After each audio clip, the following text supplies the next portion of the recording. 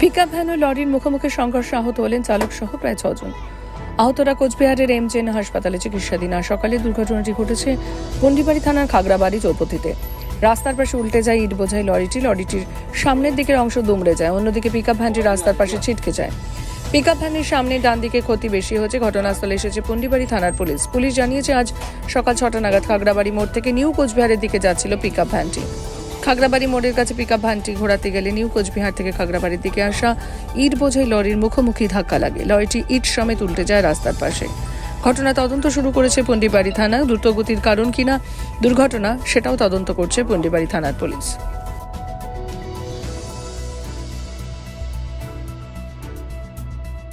এই মোটামুটি 5:30 হবে, মানে 6টা 5:30 এরকম। কি দেখলেন? আমি দেখিনি, বাড়ি থেকে আমি শব্দটা পেয়েছি।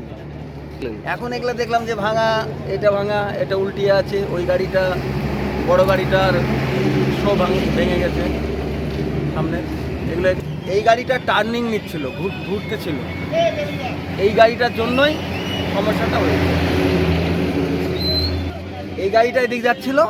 আচ্ছা, এটা মারুগঞ্জ থেকে আপনার